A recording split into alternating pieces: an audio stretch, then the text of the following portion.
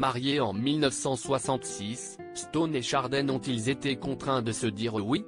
Avant que ce dernier ne lâche son dernier souffle en 2012, il s'était confié dans les colonnes de Nous Deux à propos de cette union. Mariage forcé, mariage, presque, heureux ?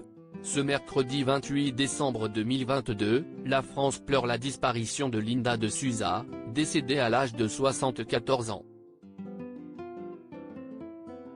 Son fils Joao et moi-même, avons la douleur de vous apprendre le décès ce matin à 10h10, de Madame Linda de Souza, à l'hôpital de Gisors, où elle avait été transférée très tôt ce matin même, pour insuffisance respiratoire et positive au Covid-19, a annoncé l'agent de cette dernière, confirmant ainsi son décès.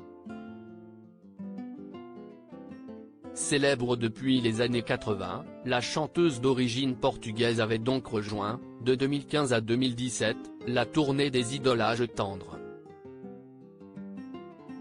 Une troupe de vieux copains à laquelle Stone et Chardin appartenaient également, avant que ce dernier ne s'éteigne des suites d'un cancer, le 29 avril 2012 à Paris, à 69 ans. Si est donc une deuxième terrible perte pour le monde musical et notamment pour son ex-femme Stone, toujours là, toujours sur scène et partageant sa vie entre Paris et Commentry, une petite commune située non loin de Montluçon. Stone et Chardin, un mariage heureux ?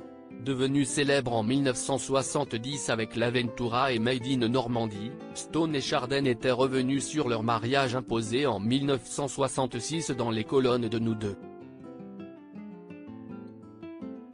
Si Eric Chardin confiait, si est le père de Stone qui nous l'a imposé.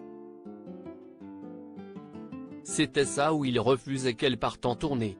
Son épouse de l'époque Annie Gautra alias Stone avait confirmé que l'épisode était également douloureux pour elle, la majorité était encore à 21 ans et je n'avais que 18, il fallait donc que j'obéisse à mon père. Ça s'est fait très vite, comme une formalité.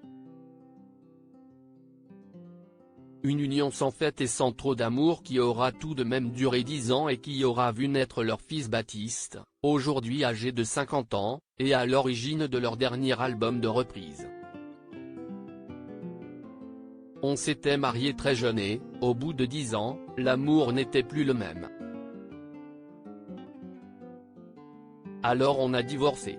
Par chance, nous avons rencontré quelqu'un d'autre en même temps. Mario pour moi, Pascal pour Eric. Aucun de nous n'a été malheureux. Au contraire, on jouait tous dans la même comédie musicale. Comme une sorte de tribu idéale, confiait aussi Stone et Jacques-André Puissant, de son vrai nom, faisant ainsi comprendre que leur séparation a presque été plus joyeuse que leur mariage. Si les Américains ont leur Bonnie and Clyde légendaire, les Français ont leur mythique et inoubliable Stone et Chardin à tout jamais gravé dans leur cœur.